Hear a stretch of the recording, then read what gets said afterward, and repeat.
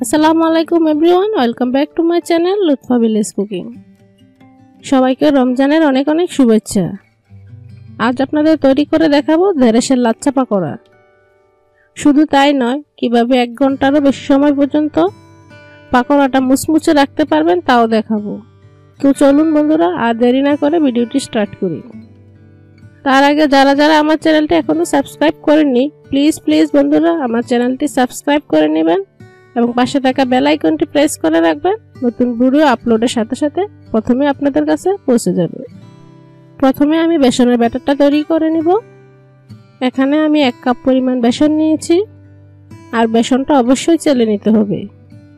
এতে দিয়ে দেব 1 চা চামচের মতো বেকিং সোডা, 1 চা চামচ হলুদের গুঁড়া, 1 চা চামচ মরিচের গুঁড়া এবং সবগুলো উপকরণ চেলে নিব।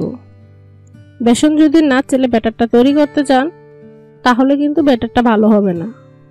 বড় বড় যে দানাগুলো বেরিয়েছে তা হাত দিয়ে একটু কষলে আবারও চেলে নিব। একটু চালার পর দেখবেন আরও কিছু দানা হয়েছে, এগুলো ভেঙে আবারও চেলে নিতে হবে।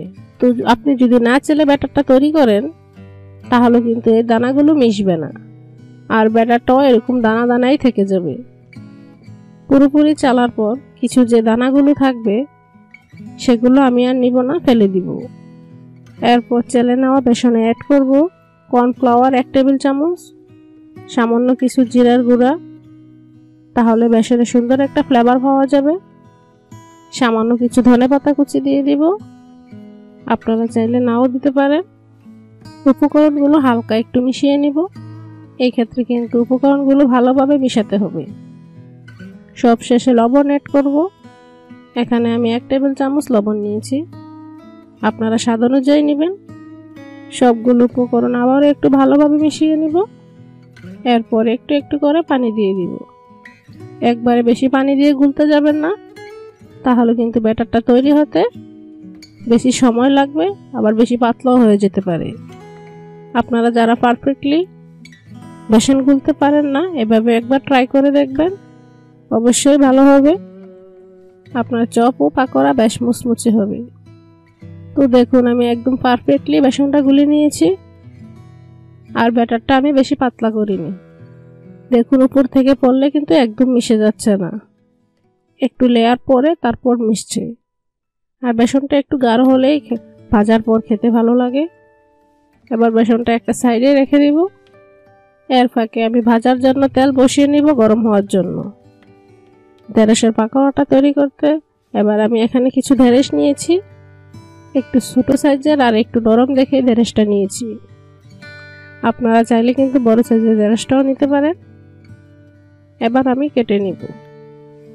শুধু উপরে শক্ত মুখটা ফেলে মাছ বরাবর কেটে নিব, আর নিচ থেকে একটু অংশ ফেলে দিব। ঢেঁড়সটা একটু ছোট সাইজের হওয়ার জন্য শুধু মাছ বরাবর কেটেছি। আপনারা যদি বড় ঢেঁড়স নেন তাহলে 3টা স্লাইস করতে পারেন। আপনারা যদি বেশি বড় করতে না চান তাহলে মাছ থেকেও কেটে নিতে পারেন। আপনি আপনার মন মতো করেই কেটে নেবেন। আমি সবগুলো ঢেঁড়স একই সাইজের করে কেটে নিয়েছি। এবার ঢেঁড়সগুলোতে 1 চা চামচের মতো লবণ দিয়ে একদম ভালোভাবে মেখে নিব, তাহলে খেতে ভালো লাগবে, নয়তো খেতে একটু পানসে লাগবে। আপনারা চাইলে হলুদ ও মরিচও মেখে নিতে পারেন। এবার যে তেলটা গরম হতে দিয়েছিলাম সেখান থেকে 3 টেবিল চামচ গরম তেল বেসনে দিয়ে দিব। এখন ভালোভাবে ফেটিয়ে নিব। এই মুহূর্তে ব্যাটারটা যত ভালোভাবে ফেটাবেন তাহলে কিন্তু পাকোড়াটা ততই মুচমুচে হবে, আর তেলটাও ভিতরে ঢুকে যাবে না। এবার ঢেঁড়সগুলো এক এক করে ব্যাটারের মধ্যে ভালোভাবে কোট করে নিব। দেখুন আমি বেসনের এক্সট্রা অংশটা কিন্তু ফেলে দিচ্ছি না। এতে করে সাইডের অংশগুলো এতে করে ঢেঁড়সের চপটাকে পুরো মুচমুচে করে নিবে। আর চুলার হিটটা কিন্তু মিডিয়ামে রাখতে হবে। এক পাশ হয়ে এলে অপর পাশ উল্টিয়ে দিব। দেখুন ঢেঁড়সের সাইডের যে এক্সট্রা বেসনের অংশটা ছিল সেটা আমি ভেজে নিয়েছি, ফেলে দেইনি। সবগুলো পাকোড়া একই হিটে গোল্ডেন ব্রাউন করে ভেজে নিব। ভাজা হয়ে গেলে স্ট্রেনারের সাহায্যে তেল ছেঁকে তুলে নিব। ব্যাস তৈরি হয়ে গেল আমাদের ঢেঁড়সের লাচ্ছা পাকোড়া। ঢেঁড়সের সাইডের বেসনের যে এক্সট্রা অংশগুলো ভেজেছি এর কারণে এটাকে লাচ্ছা পাকোড়া বলা হয়। এটা কিন্তু খেতে বেশ মুচমুচে। আপনাদের একটা ভেঙে দেখাচ্ছি কতটা মুচমুচে হয়েছে এবং ভেতরে ঢেঁড়সটা কিন্তু একদম পারফেক্টলি সিদ্ধ হয়েছে।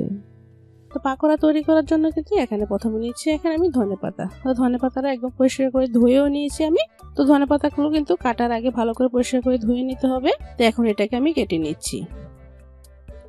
তো দেখো বন্ধুরা, ধনেপাতাটা আমি একটু চিকন চিকন করে কেটে নিচ্ছি। চাইলে কিন্তু একটু মোটা মোটা করেও কাটতে পারো, কোনো সমস্যা নেই। তবে দেখা সৌন্দর্যের জন্য কিন্তু ছোট ছোট করে কাটলেই ভালো হয়। তো সবগুলো ধনেপাতা আমি কেটে নিয়েছি। এখন একটা বলে নিয়ে নিচ্ছি। তারপর এখানে সব উপকরণগুলো একে একে অ্যাড করে দিচ্ছি। প্রথমে দিয়ে দিলাম বড় সাইজের একটা পেঁয়াজ কুচি, দিয়ে দিচ্ছি 3টা কাঁচামরিচ কুচি। তবে ঝালটা কিন্তু নিজেদের মতো করে অ্যাডজাস্ট করে নিতে হবে। আর এখানে দিচ্ছি হাফ টিস্পুন জিরার গুঁড়া, হাফ টিস্পুন হলুদ গুঁড়া, স্বাদ মতো দিয়ে দিচ্ছি লবণ। তারপর এখানে দিয়ে দিচ্ছি ম্যাজিক মশলা, সম্পূর্ণ 1 প্যাকেট আমি এখানে দিয়ে দিলাম। আর দিচ্ছি এটাকে মুচমুচে করার জন্য 2 টেবিল চামচ কর্নফ্লাওয়ার। হাতের কাছে কর্নফ্লাওয়ার না থাকলে এটা স্কিপ করলেও হবে, বা অথবা চালের গুঁড়াও এখানে দিতে পারো। তো কর্নফ্লাওয়ার দেওয়ার পর প্রথমে আমি একটু হালকা করে কষলিয়ে নিয়েছি, এতে করে সব উপকরণগুলি কিছুটা নরম হয়ে যাবে। তো দেখো কিভাবে আমি একটু কষলিয়ে নিই।